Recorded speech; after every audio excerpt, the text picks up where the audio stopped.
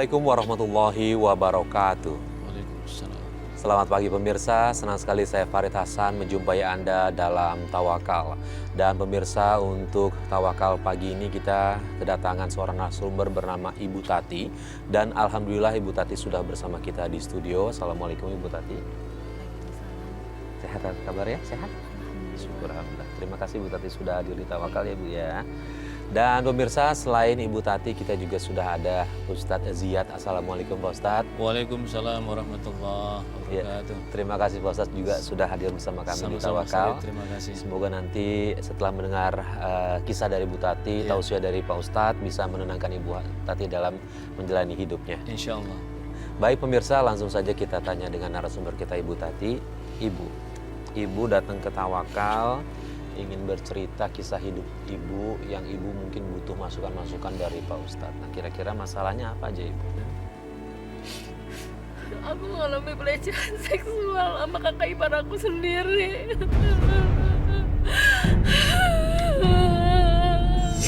Saya dilecehin sama kakak ipar saya sendiri di rumah aku sendiri.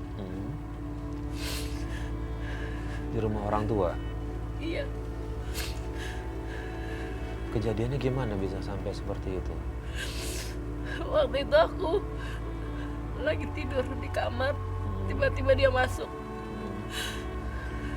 Dia ngelecehin aku di situ. Dia sering ngintip aku waktu aku mandi juga. Berarti mohon maaf, Ibu Tati pada saat itu tinggal sama kakak ipar sama orang tua juga dalam satu atap? Iya. Pak Ustadz ini gimana Pak Ustadz? Kalau menurut saya ya, ketika rumah tangga itu di situ ada kakak ipar yang lain jenis, tinggal satu atap, ada besar kemungkinan untuk hal-hal yang menyimpang gitu Pak Ustadz. Iya, jadi kalau kita mendengar dari yang diceritakan Mbak Tati tadi, memang ini sangat berat sekali kasus ini. Ujian berat, apalagi yang Mbak Tati tadi menjelaskan baru waktu itu umur 17 Mbak Tati ya? Iya. Baru umur 17, ini kan kira-kira anak baru tamat apa itu SMA Kurang atau lebih kalau SMA. kuliah kan baru semester kedua kan gitu kan.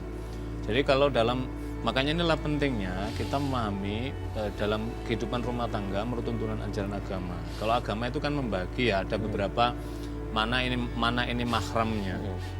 Jadi mahram itu orang yang dibolehkan dalam konteks karena dalam ikatan keluarga yang diharamkan untuk menikah, itu namanya ikatan mahramnya. Nah karena itulah kenapa kalau kita lihat agak jauh tuntunan Nabi misalkan kalau orang sudah berkeluarga punya anak baru umur 10 tahun saja, wa farriquhum bainahum fil madhaji, pisahkanlah antar saudara mereka. Jadi kalau sudah umur 10 tahun anak laki-laki anak perempuan sudah dipisahkan. Apa maknanya? Maknanya adalah untuk menjaga hal yang tidak diinginkan karena saat itu kan sudah bertumbuh, apalagi di usia yang sudah dewasa 17 tahun kemudian kakak ipar. Yang kedua, kakak ipar ini kan abangnya dari mbaknya ya, Mbak Yunya ya. Ini kan seharusnya dia ini adalah tanggung jawabnya adalah melindungi adik-adiknya. Tapi kalau dalam kasus ini kan menghancurkan masa depan adiknya, menghancurkan kehormatan adiknya, maka ini adalah termasuk kalau kita cari jauh lagi tuntunan agama ini sudah masuk dalam kategori zina mukson ini. Yaitu orang sudah berkeluarga kemudian menggauli orang lain, maka ini hukumannya lebih berat kalau dalam mata agama. Kalau orang yang masih misalkan sejaka sama perempuan saja itu kan 80 derah kali itu namanya rajam. Tapi kalau dalam kategori dia sampai bisa ini. Karena itulah pentingnya dalam rumah tangga ini mesti berhati-hati seperti ini. Apalagi kalau tadi kan menunjukkan bahwa kakak iparnya adalah kategori abang yang tidak bermoral, yang tidak berakhlak, yang seharusnya melindungi, tapi justru menghancurkan adiknya sendiri. Ya, nah, Mbak Tati, kakaknya Mbak Tati sendiri atau orang tua tahu nggak perlakuan kakak iparnya Mbak Tati? Enggak. Aku nggak mau sampai orang tua aku tuh tahu. Aku nggak mau orang tua aku kecewa. Kenapa? Kalau menurut saya kan memang harusnya segera harusnya dikasih ceritakan. tahu karena ini sudah melewati batas. Dia ngancam aku bahwa aku mau dibunuh. Tik, ikut gue ke kamar ya. Ngapain, Mas? Udah, mumpung gak ada orang. Mau ngapain? Ya udah ikut gue aja. Enggak, aku nggak mau. Lu jangan, enggak dong. Enggak, Mas. Udah ikut gue. Ya, Mas, jangan kayak gitu. Mas tuh kakak ipar aku. sok suci, ngerti Aku nggak? nggak mau, Mas. Nggak mau gimana? Jangan. Gue tahu lu tuh seperti apa. Tolong. Jangan sampai didengar orang lain dong. Gue bunuh lu ntar. Tolong.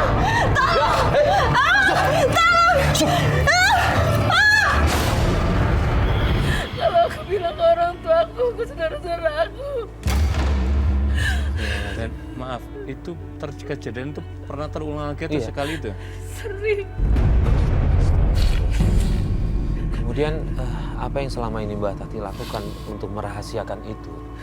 Aku akhirnya kenal sama seorang laki-laki. Aku pikir dia mau ngelindungin aku. Curhat sama dia. Iya. Ternyata tuh aku diperkosa sama dia.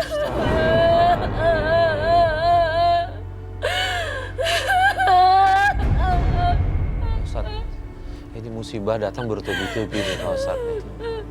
Jadi Mas Farid ya, Iya. ini juga menjadi iktibar pada para pemirsa semua bahwa kalau dalam rumah tangga, misalkan hubungan ini suami kakak, berarti kakak ipar statusnya abang ipar.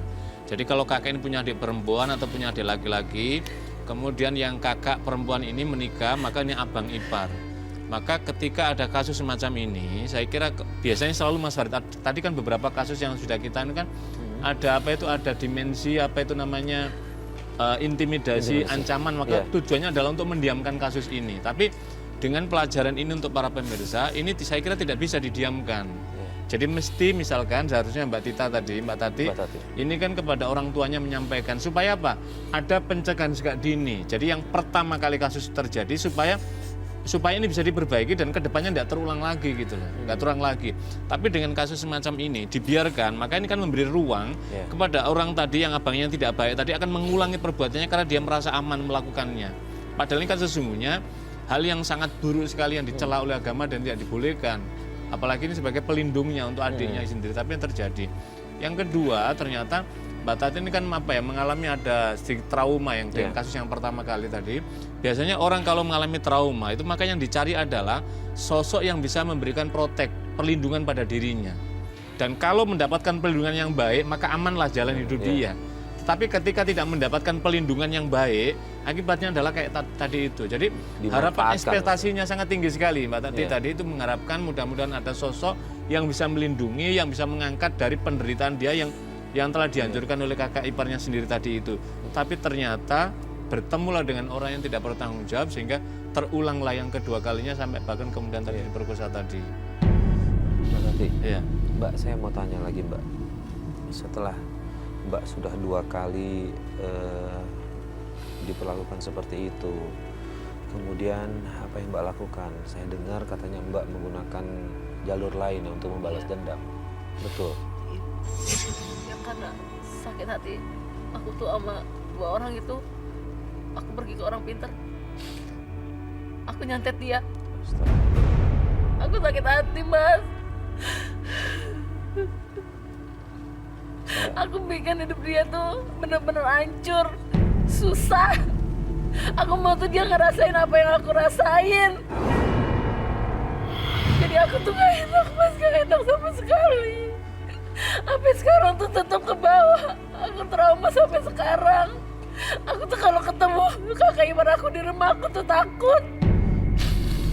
Tapi dengan cara apa menyantetnya, maksudnya Mbak Tati bikin susah seperti apa sama mereka Aku berdua? bikin rumah tangga dia berantakan. Dan itu terjadi, akhirnya berantakan. Pak Ustadz, ini saya sedikit prihatin sama Mbak Tati dengan dia begitu berat cobaan yang dia terima, tapi ternyata dia melakukan hal-hal yang justru jauh dari jalannya Allah, bukannya mendekat tapi justru jauh. Jadi kalau cerita tadi memang ini kita bisa memahami bahwa orang ketika menghadapi trauma, maka biasanya sudah jalan pikiran sehatnya akan hilang dan dia ingin meluapkan dendamnya.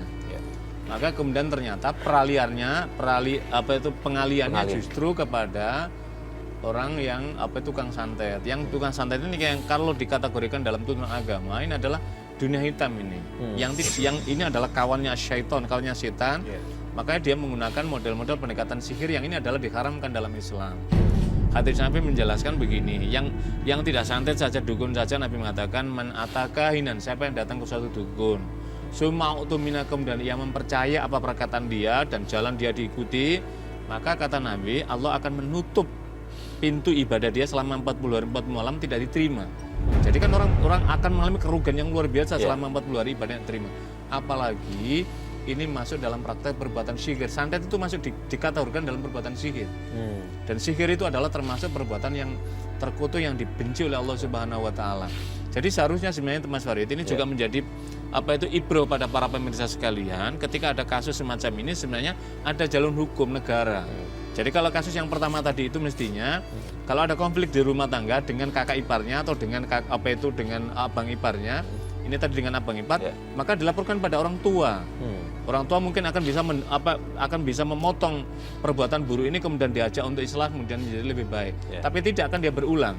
Yang kedua ternyata memiliki dendam tadi itu. Jadi memang Allah mengizinkan begini, izinnya begini. Wa jazaa'u sayyi'atun sayyi'atun misluha.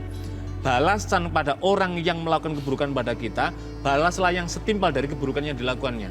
Tetapi Allah memberikan kata kunci berikutnya, waman afa, siapa yang memaafkan, wa aslaha, dan berusaha berbuat baik, fa ajru Allah, maka Allah akan berikan pahala yang melimpah ruah. Memang ini ringan diucapkan tapi berat dilaksanakan, apalagi dalam praktek yang dialami oleh Mbak Tati. Jadi dengan tadi Mbak Tati ingin balas dendam, tapi kan justru balas dendamnya kan malah tidak mendapatkan ketenangan. Nggak dapat, karena kan traumatiknya ini tidak akan berhenti dia, karena itulah sesungguhnya kasus yang semacam ini biasanya ada trauma healing. Jadi orang ada tim pendampingan psikolog atau penyuluh agama, juru agama, untuk memberikan hiburan, membesarkan hatinya supaya dibimbing kembali supaya bisa menjadi jalan yang lurus. Mbak Tati, dengan melakukan itu ada rasa puas atau justru tidak? Tetap nggak tenang? Tapi tetap aja aku nggak tenang. Tetap nggak tenang. Kemudian setelah sudah berhasil merusak rumah tangganya dia, apa lagi yang Mbak Tati lakukan? Setelah itu aku kenal sama seorang laki-laki, lalu aku nikah sama dia. Nikah? Tapi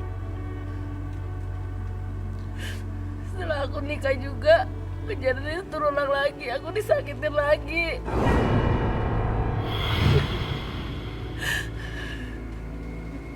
Mbak Tati memutuskan untuk menikah dengan dia, tidak tahu dulu backgroundnya dia seperti apa gitu.